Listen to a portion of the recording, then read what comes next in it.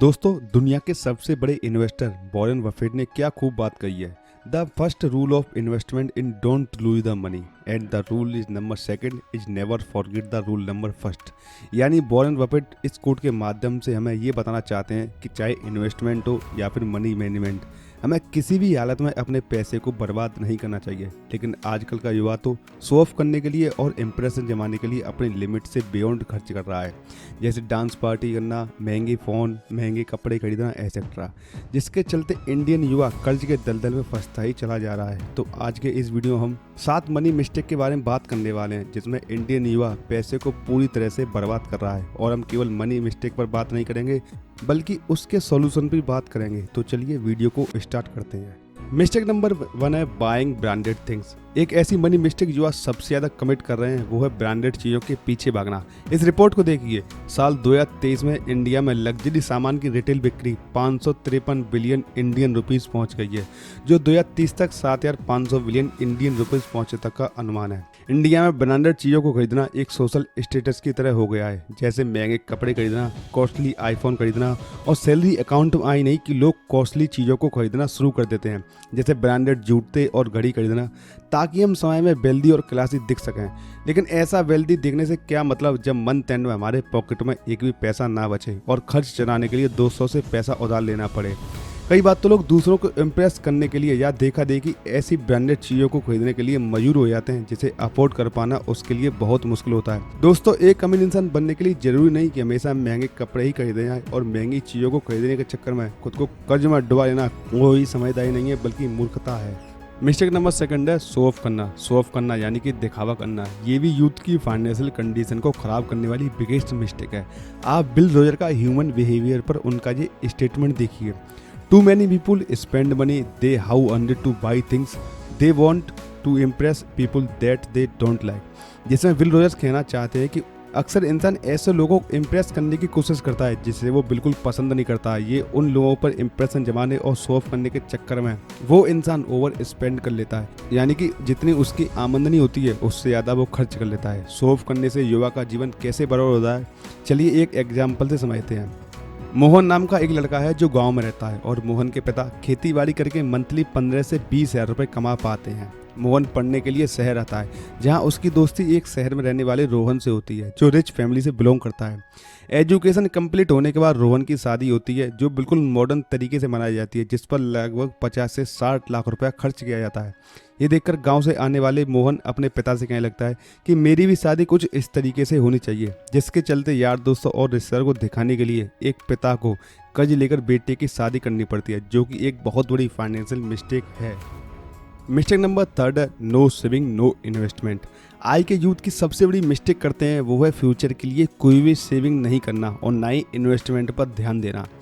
एक व्यक्ति की जैसे ही बड़ी कंपनी में जॉब लगती है वो पैसे उड़ाना शुरू कर देता है, जैसे दोस्तों के साथ बाहर पार्टी में आना, ड्रिंक करना, बाहर का खाना खाना, बेफिजूल का खर्चा करना। हम ये नहीं कहना चाहते कि आप बाहर खाना खाने मत जाइए, लेकिन जितना हो सके उतना घर का खाना खाइए। इसके 3 फायदे होंगे।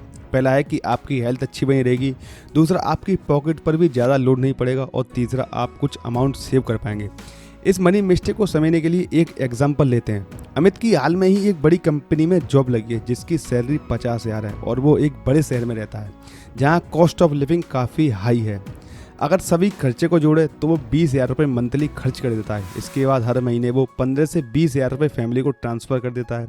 अब उसके पास केवल 10 से 15,000 रुपये बचते हैं जिन्हें असल में फ्यूचर के लिए इन्वेस्ट या सेव कर देना चाहिए। लेकिन अमित अपने वीकेंड पर काम के स्ट्रेस को रिलीज करने के लिए दोस्तों के साथ पार्टी करने चला जाता है, जहां पर उसके 2 से 3,000 रुपये खर्च हो जाते हैं और पूरे मंथ का अगर काउंट करें तो ये 8 से 10,000 रुपये होते हैं। अगर इसी 10,000 रुपये को अमित बेवजह खर्च न करता और किसी अच्छे म्यूचुअल फंड में इन्वेस्ट करता तो क्या होता, चलिए समझते हैं। मान लेते हैं कि अमित ने एक अच्छे फंड को सिलेक्ट किया जिसमें पूरे 5 साल के लिए उसने हर महीने 10,000 रुपये जमा किए। अगर एक्सपेक्टेड रिटर्न 12% मिले तो 5 साल बाद अमित को पूरे 8,25,000 रुपये का बड़ा अमाउंट मिलेगा जिसको वो फ्यूचर में यूज कर सकता है। मिस्टेक नंबर 4 है paying high interest on debt, यानी कि कर्ज पर अधिक ब्याज चुकाना, ये भी मोस्ट कॉमन मनी मिस्टेक है जिसे ज़्यादातर लोग अपने जीवन में जरूर करते हैं। जैसे जैसे एक व्यक्ति की फैमिली बढ़ती है वैसे वैसे उसकी ज़रूरतें भी बढ़ने लग जाती हैं और खर्चे भी बढ़ने लग जाते हैं। अपने रिश्तेदारों को दिखाने के लिए और हाई सोशल स्टेटस को मेंटेन करने के लिए कई बार लोग ऐसे खर्च करते हैं जो उन्हें नहीं करना चाहिए था, जैसे महंगी कार लेना, महंगा फ़ोन लेना, लग्जरी आइटम लेना। और जब इन बड़े खर्चों को उठाने के लिए कमाई पड़ जाती है तो एक ही रास्ता बचता है, वो है लोन लेना। और आजकल तो लोन मिलना इतना आसान हो गया है और मार्केट में ऐसी ऐसी ऐप्स आ चुकी हैं जिनसे तुरंत 5,000 से लेकर 5 लाख तक का लोन मिल जाता है। इसी जगह आकर इंडियन यूथ अपने मिडिल क्लास पर्सन फंस जाते हैं, क्योंकि वो इन फर्जी मोबाइल ऐप से लोन तो ले लेते हैं लेकिन इन लोन को अमाउंट पर लगने वाला इंटरेस्ट काफ़ी ज़्यादा हाई होता है। कई बार तो ये लोन देने वाली कंपनियां 20% लेकर 40% के इंटरेस्ट की डिमांड करते हैं, जिसे बढ़ते बढ़ते आदमी एक दिन खुद मर जाता है लेकिन अपने लोन को रीपे नहीं कर पाता। न्यूज़पेपर और इंटरनेट पर आपको रोज़ ऐसी खबरें देखने को मिल जाएंगी जिसमें लोन की वजह से कई हंसते खेलते बर्बाद हो जाते हैं। लेकिन इतना होने पर भी सरकार ने इन लोन ऐप्स पर बैन नहीं लगा पा रही है। लेकिन सबसे बड़ी गलती उन यूथ की है जो दिखावे के चक्कर में ओवर स्पेंडिंग करने लग जाते हैं और बड़ा कर्जा अपने सर पर ले लेते हैं। मिस्टेक नंबर 5 है putting money under the matters. ज़्यादातर मिडिल क्लास लोग अपने कमाए हुए पैसे को सेविंग अकाउंट में पड़े रहने देते हैं, ये सोचकर कि उनका पैसा सेव हो रहा है, लेकिन असल में वो पैसा सेव नहीं बल्कि खत्म होते जा रहा है। बैंक के सेविंग अकाउंट पर मिलने वाला रेट काफ़ी कम होता है, जो 3.5% से लेकर 6% तक का ही होता है।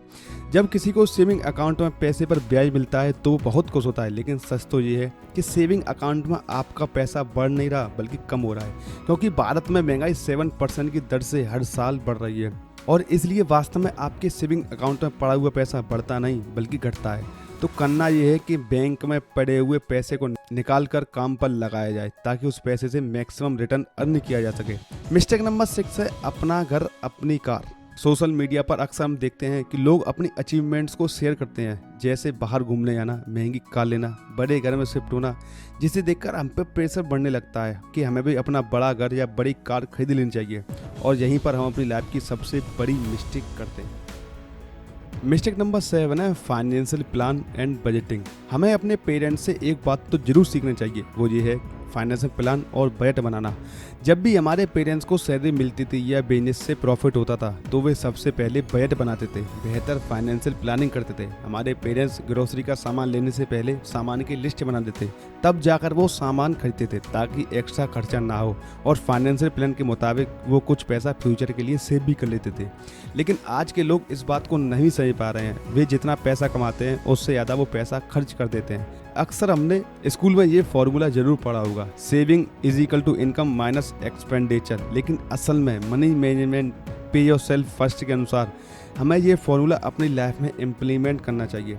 Expenditure is equal to income minus saving, यानी जैसे ही पैसे आए तो सबसे पहले उसमें से कुछ अमाउंट 10 से 20% निकाल कर उसे फ्यूचर सेफ्टी के लिए इन्वेस्ट कर देना चाहिए और बाकी बचे हुए अमाउंट को नीड एंड वांट्स के मुताबिक खर्च करना चाहिए। तो दोस्तों, मनी मैनेजमेंट पर आपको ये वीडियो कैसा लगा? अगर अच्छा लगा हो तो वीडियो को लाइक कर देना एंड ऐसे दोस्तों के शेयर करना मत भूलना जो भाई फ्यूचर में अमीर बनना चाहते हैं। Thank you for watching.